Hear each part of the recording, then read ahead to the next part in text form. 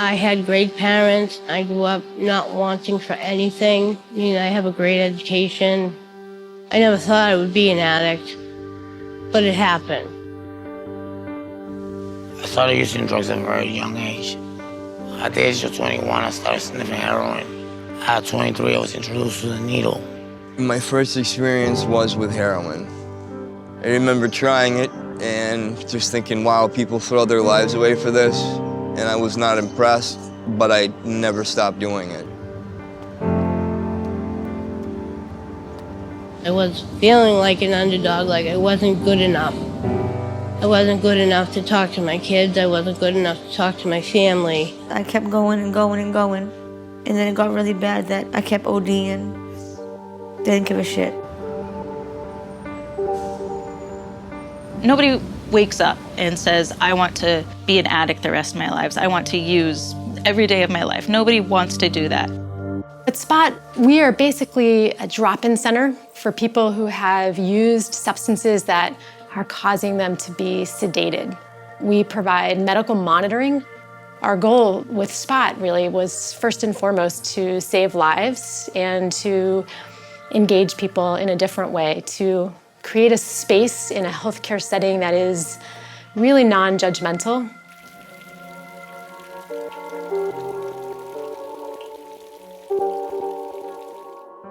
The only way that people can get better is if we're there to help them get better.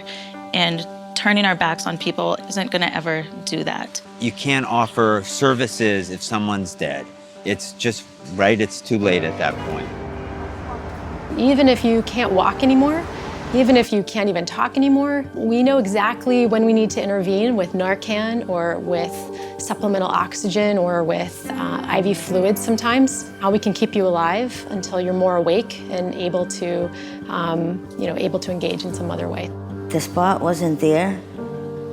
Honestly, people would be dying. There would be people dead on the streets. They save lives on a daily basis. They're always there for us, the people that need it the most.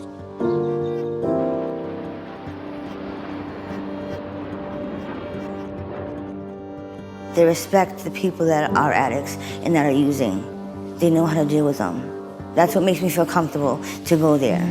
When you're wrapped up in your addiction, you can't ask for help.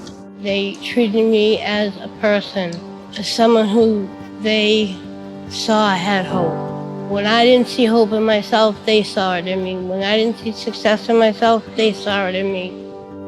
With this relationship that you build with them, they'll do for you what you can't. One of the things I adore about Boston is the fact that we've always seen ourselves as the underdogs. That's kind of how I see our patients. Despite being homeless, living on the streets or in shelters, struggling with addictions, that many of our patients not only survive, but eventually really thrive.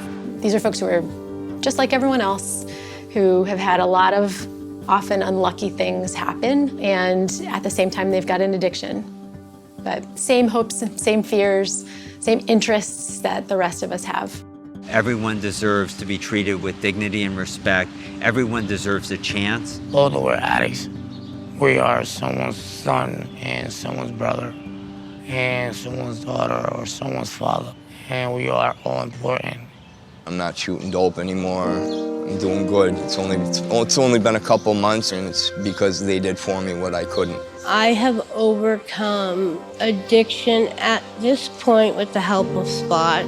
I learned from SPOT to keep my head up and focus on myself, that I'm not using drugs anymore. Our participants are the most resilient people. I look at them and I hear their stories and I see what they go through, and I know that the strength that they have to get up and to do their days is something that I don't know that I possess.